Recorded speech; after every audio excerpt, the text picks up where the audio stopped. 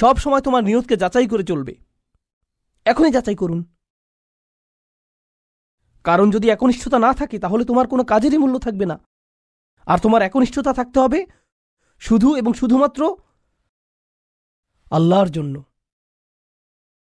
আমি এর সাথে দ্বিমত পোষণ করব, আমি জানি। এখনই আমাকে হত্যা করতে আসবেন না। রাসূল সাল্লাল্লাহু আলাইহি সাল্লাম একজন মানুষের কথা বলছেন যে অনেক পাপ করেছে, অনেক পাপ। সে নামাজ পড়ে না, কিছুই করে না। একদিন সে হাঁটতে হাঁটতে একটি তৃষ্ণার্ত কুকুর দেখতে পেল। তৃষ্ণায় কুকুরটির জিহ্বা বের হয়ে আছে, আর লোকটি সিদ্ধান্ত নিল যে নিজে পান করার আগে সেই কুকুরটিকে পান করাবে। শীঘ্রই লোকটি মারা গেল, আর আল্লাহ তাকে জান্নাত দান করলেন। হ্যাঁ, আসুন ঘটনাটা খেয়াল করি। এই লোকটি, সে কি বিশ্বাসী? আমরা জানি না। সে কি নামাজ পড়ে? না। যখন সে কুকুরটিকে পান করাচ্ছিল, সে কি বলেছিল যে দাঁড়াও, আগে নিয়তের ইখলাস এনে নেই, আমি শুধু এটা করছি আপনার জন্য, ইয়া আল্লাহ, কুকুরের এই বের হয়ে থাকা জিহ্বা আমার কাছে মূল্যহীন, আমি শুধু আপনার সন্তুষ্টি কামনা করি, আর তারপর আমি কুকুরটিকে পানি খাওয়াই। তিনি এমনটা করেছিলেন?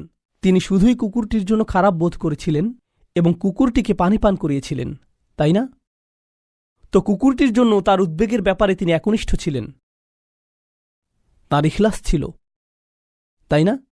এখানে এই ঈমানদারটি তার লোকদেরকে ভালোবাসেন, কিন্তু তিনি কি বলেছেন যে এটা যদি আল্লাহর জন্য না হতো তাহলে আমি আমার লোকদের ঘৃণা করতাম। তিনি এজন্য তাদেরকে ভালোবাসেন কারণ তারা তারই লোক, আর এটাই তার লোকদের জন্য একনিষ্ঠতা।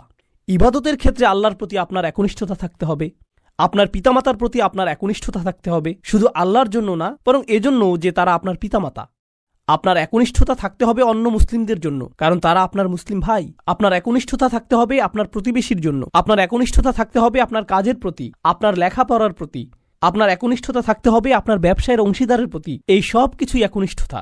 আপনি কৃত্রিমভাবে এটা বানাতে পারবেন না। না, আমি তোমার বন্ধু হতে পারবো না, কারণ এটা আল্লাহর সন্তুষ্টির জন্য না। আমরা শুধু একসাথে বাস্কেটবল খেলবো, আর এটা আখিরাতে আমার কোনো কাজে আসবে না। আমি জানি না কে এই অদ্ভুত কথা আপনাকে